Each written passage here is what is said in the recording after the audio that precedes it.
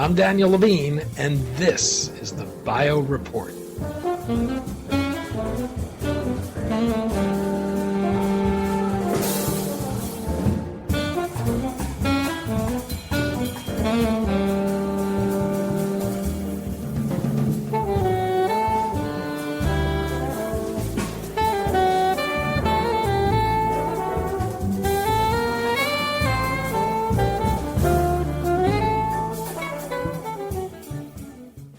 The microbial world has been a rich source of medicines, but our ability to explore the full potential of the microbes both in us and around us has been limited by technology and the difficulty of culturing most microbes in a lab. Biosortia Microbiomics has developed a platform for finding, amplifying, and screening microbes as a potential source of novel small molecule drugs. We spoke to Ross Youngs, CEO and founder of Biosortia, about the case for exploring various microbiomes to discover new small molecule drugs, how the company's platform technology enables it to investigate a much broader range of microbes, and its business model for capitalizing on the discoveries it makes.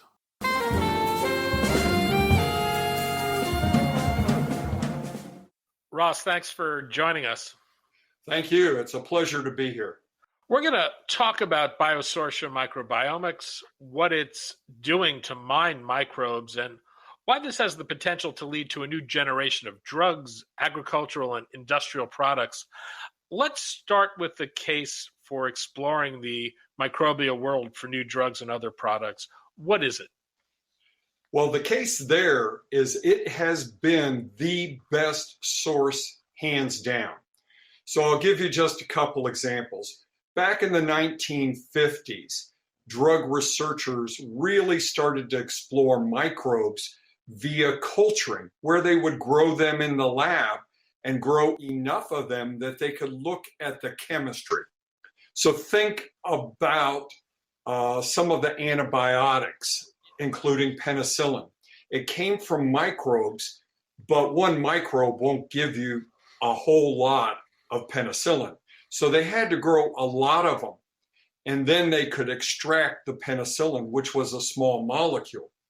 So it was a brilliant approach during the 50s, the 60s, and ultimately culturing microbes has led to more than 50% of the drugs on the shelf today, directly, indirectly, inspirationally, one way or another. What's really interesting about microbes is it is now being found that microbes may be the producer of the metabolites in many plants, meaning microbes have even contributed to a higher proportion of the drugs on the shelf than people thought. The big challenge, less than 1% of the microbes on the planet will grow in a culture, leaving the other 99% completely untapped. When we talk about small molecule drugs, there are a list of characteristics they generally share to be able to have biologic activity. How rich is the world of microbes in that regard? How drug-like are their metabolites? Well, using the example that they've produced more than 50% of the drugs on the shelf, I would say very good. But when you talk about those properties, you're talking about small molecules. For those that are aware of chemistry and understand that, typically under 500 molecular weight. So it's a fairly small molecule. Small molecules can penetrate the blood-brain barrier. They can even penetrate cells, and they can even slice and dice DNA. So they're very active in the body itself and are already made by microbes for that cell-to-cell communication. So microbes were the first species on the planet, and they have evolved to basically cohabitate with all other species on the planet. And it's hard to believe this, but if you don't count woody biomass, microbes outweigh all other biomass combined. That's pretty impressive.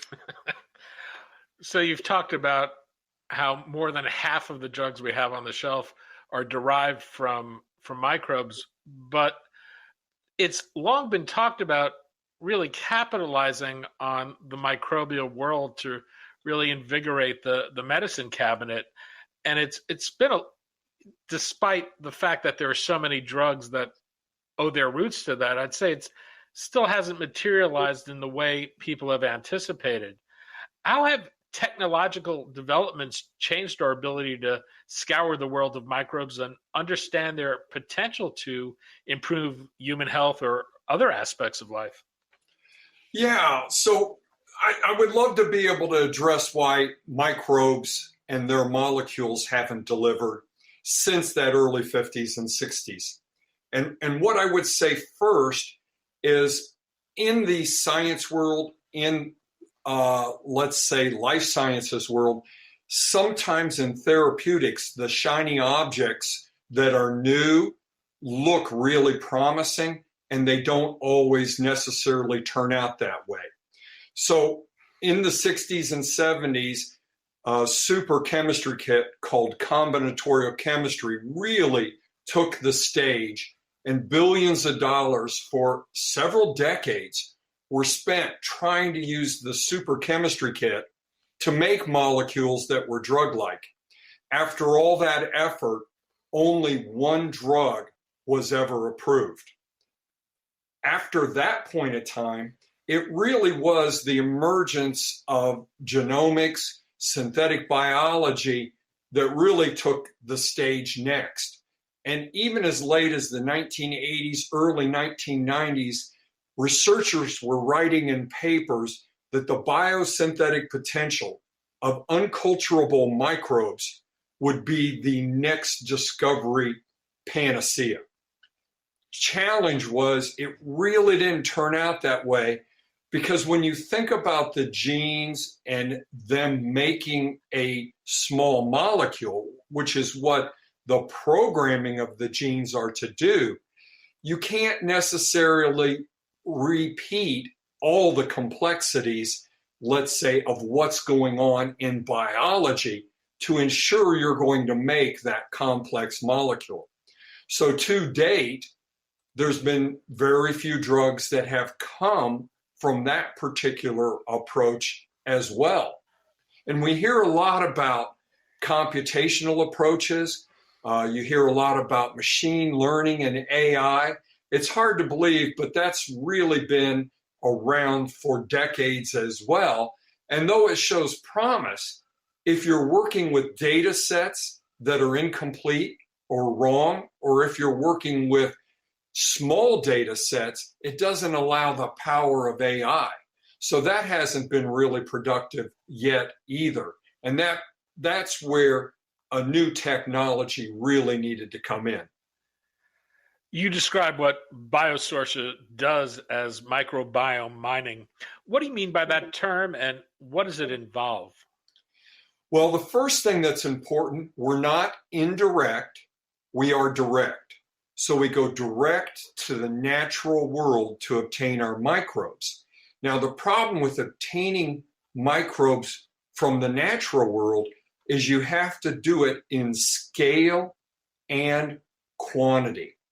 So think about what was growing in the labs and how much they'd have to scale in order to find a small molecule. The same thing needs to be done with the natural world, and no technology existed to really capture microbes at that scale or at that quality where you didn't destroy the cells or changed what they were producing, which is known as metabolic pathways. How broadly are you looking at the world of microbes? Do you limit yourself to the human microbiome, or do you go hunting in the soil, oceans, lakes, and elsewhere? That's actually a brilliant question. A human does not have enough microbiome in its body, even though the human microbiome cells outnumber the human cells. So microbes actually outnumber the human cells in the body, but they're just a fraction of the weight. So you don't get that much from one human to find molecules that are in what would be called the signaling range of biology, turning things on, off, or up or down. You would need tens of thousands of human microbiomes collected perfectly to have the quantity and in a state where they would not degrade at all to have the quality. So getting it directly from the human industrial scale microbiome mining will never work. But what's important is there are surrogates out there that overlap the human microbiome substantially, because the human microbiome is mostly environmentally sourced. We can look to the environment. And one of the best environments is where water is, the aquatic environment, whether it's the ocean, whether it's a bay, whether it's a river or an inland lake. There's microbiomes that overlap the human microbiome substantially. And in fact, the Terra Ocean Project showed that it's at least a 73% overlap. Now, why that 73% overlap is so substantial? Right now, the microbiome of the humans put tens of thousands of small molecules into the human body, and those small molecules are virtually unknown. And in fact, out of those tens of thousands, only 143 are known. So if you can use the surrogate microbiome of the aquatic environment, collect the quantity and quality, and then have the processes to get to the small molecules, you will uncover tens of thousands of small molecules that reside in the human, and they could be markers telling you what kind of disease is going on. They could be targets, something you may want to mitigate or modulate, or they could be the drugs themselves or inspiration for those drugs. That's the important part. And when you talk about this world of microbes, is there any way to quantify it? Do we know how big an unexplored world we're actually talking about? Well, here's a really strange fact. When you look at mammals, their genetic difference is fairly small. In fact, probably 95% of the mammals on the planet are less than 10% different in genomics. One species of, let's call it yeast, might have 1,700 strains, and those strains could be 30% difference in genomics, meaning microbes are so varied that there's sometimes an argument as to whether it's a new species or a strain. So there are some people that have made a suggestion there could be 1 trillion species on the planet. What I would say, don't get hung up on the species, get hung up on the small molecules the species make. The small molecules are likely the true least common denominator in biology, meaning that the small molecules are what turn things on, off, up, or down. And one species of microbe may make exactly the same small molecule, and they could be different species. And that holds true with research as well. So has anybody ever truly quantified how many small molecules could be in biology, or how many small molecules could be in a human? That number's yet to be known, but it is definitely a fraction of, let's say, the genomics differentiation that could occur, or even maybe a fraction of the number of species on the planet. Biosortia has developed a platform for hunting the microbial world. How unique is the technology you're using and the focus you're taking? It's really pretty unique. The technology was really born in 2009 when the energy crisis at that time started to really take hold. Plastic prices were going up, and we had a team that was looking at bioplastics from basically polluted water or where algae grow. Well, that algae and all those other species are a aquatic microbiome. We didn't know it at the time, but we knew we wanted to get the microbes out of the water. So we started to work on various technologies and ultimately settled on one that uses principles of physics, the adhesion of liquids to each other, and then the coadhesion or adhesion of molecules to other things. So that coadhesion of liquids and the adhesion to solids was more like what biology does in moving liquids. So if you think of biomimicry, we started to look at trying to develop a system that could essentially filter water without putting a pressure differential on the filter. Ultimately, that technology, we were able to produce prototypes, and then we got the first funding from the ARPA-E, the Advanced Research Projects Agency from the Department of Energy. Ultimately, 39 projects were funded. We got the 7th highest funding, and our technology was labeled as transformational. We were performing, I would say, very well. We're on track to hit all objectives.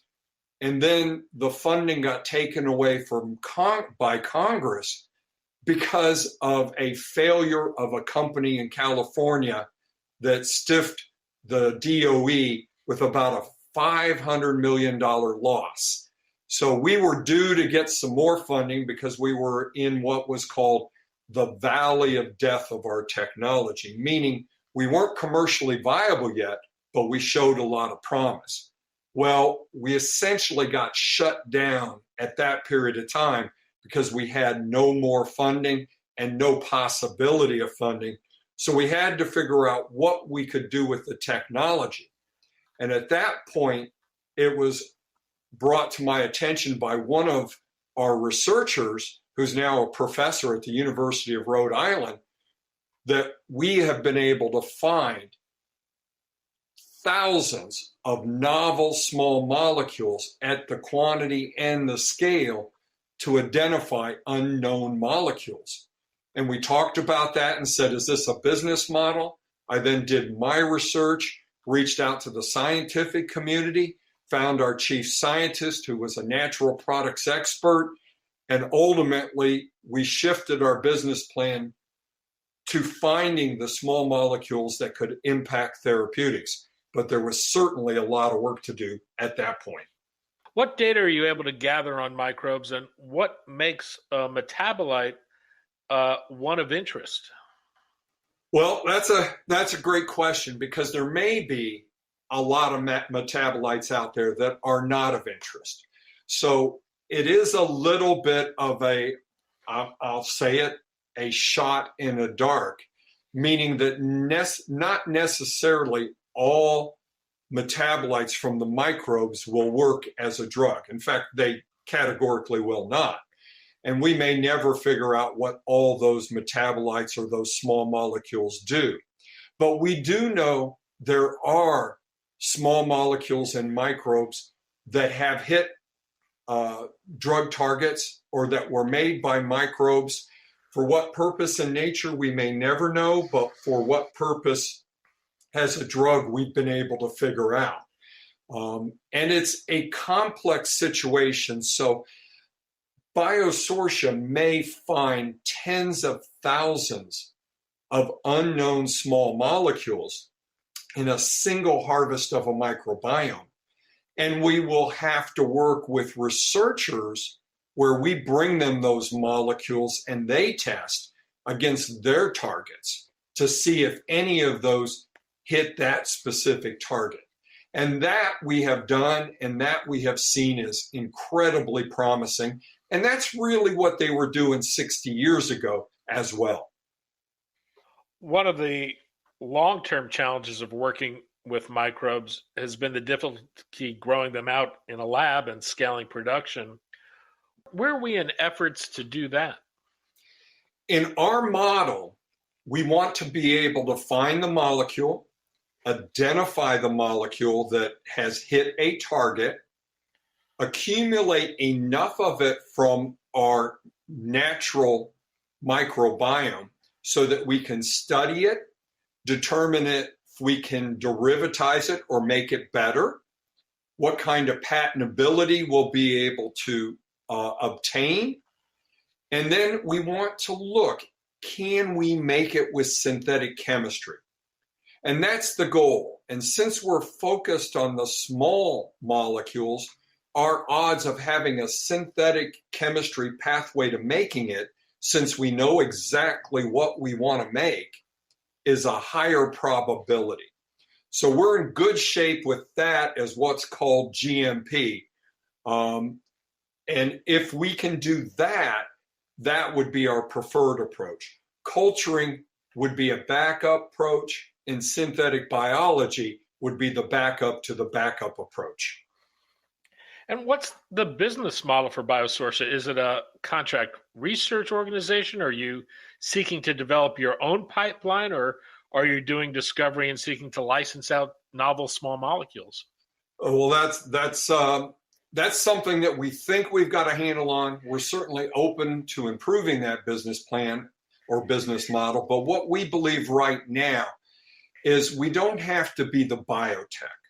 The biotech has a high failure rate. Some would say 1 in 29 success rate, which means it's a 28 and 29 failure rate. What we're looking for is leveraging the research community. We want to do what we do really, really well and get even better at it, which is go capture the microbes from the natural world, pull out their small molecules, present them to researchers. Now, we want to be in a position to collect what would be licensing milestones and royalties, but we don't need a high level of that from every customer. We can actually be a discount provider because we hope to be working with 400 research teams simultaneously and building a pipeline that would change our odds to 429. Having that kind of odds would say that we should be a success because we will have a lot of pipeline molecules moving through preclinical, ultimately into phase 1, 2, and 3. And how do you think about therapeutic opportunities? Are there indications or areas of medicine that might be better suited for this approach than others? Well, within the last 6 to 7 years, researchers have really understood the opportunity of the microbiome. The number of papers that have been written and published is almost unbelievable.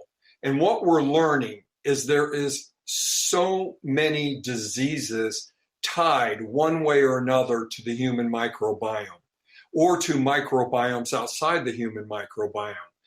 So when we think about immunomodulation, oncology, metabolics, infectious diseases, neuro-CNS, every single one of those major areas have ties to the microbiome and opportunities.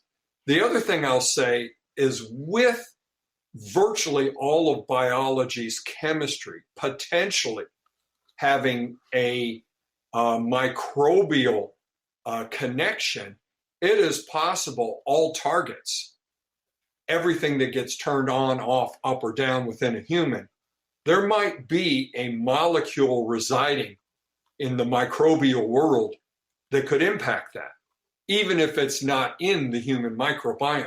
So the research into this area will and should extend into the entire microbial world. But I would say the richest near-term source is certainly the human microbiome and relationships to, let's call it again, a surrogate microbiome and those metabolic pathways produced by other species outside of the human. I understand you've shifted your focus from industrial to human health, but as you think about the potential for this work, where do you think the greatest opportunities for payoff are going to be ultimately? Well, I certainly think when you talk about immunomodulation, there are some very big targets that are very valuable to pharma that I think industrial scale microbiome mining will come up with those molecules. And it could be things like autoimmune disease. It could be untreatable cancer. It could be asthma that's untreatable. It could be neuro-CNS issues. But there are some very valuable targets that have never been hit. Then you stretch into rare, orphan, and neglected diseases. The opportunity there is very strong. And also within governments of the world, infectious disease, as we found out with the recent pandemic that we all despise, that may just crop up again. So antivirals, antibiotics, being able to beat down the drug resistance microbes with new antibacterials. All of these are substantial opportunities related to mining the microbiomes at an industrial scale. At the same time, can a researcher access a library of enzymes from you and see their application for energy or industrial production or agriculture? We believe that agriculture will be the next biggest market area for industrial scale microbiome mining, but certainly advanced energy. And I really like the idea of sustainability opportunities that we can't even envision today. So it takes a vision to understand that maybe there's a way, if we understand the microbiome of a red tide, to find a specific targeting small molecule that could inhibit or knock out red tide. Think about being able to track and monitor red tides around the world and then be able to dose them with what would essentially be a targeted herbicide and stop that red tide from causing billions of dollars of damage and health damage.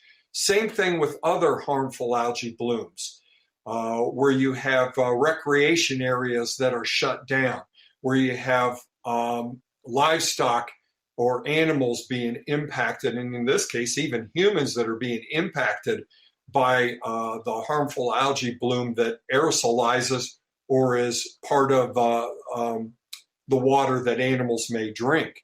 There's so many opportunities in sustainability. Think about remediation, where you have heavy metals or other kinds of toxins that you might use microbes for, but likely there's an enzyme that microbe's producing that makes it easier to dismantle the toxin or the target or to accumulate it. So even carbon capture becomes a potential opportunity by understanding these absolutely amazing but unknown small molecules that humanity has never had access to. Ross Young, CEO and founder of Biosortia Microbiomics. Ross, thanks so much for your time today. Thank you.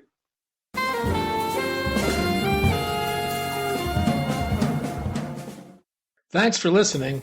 The Bio Report is a production of the Levine Media Group. To automatically download this podcast each week, subscribe to our RSS feed or through iTunes or other podcast manager. To join our mailing list, go to levinemediagroup.com. We'd love to hear from you. If you want to drop us a line or are interested in sponsoring this podcast, send an email to danny@levinemediagroup.com. Special thanks to Jonah Levine, who composed our theme music, and the Jonah Levine Collective, which performs it.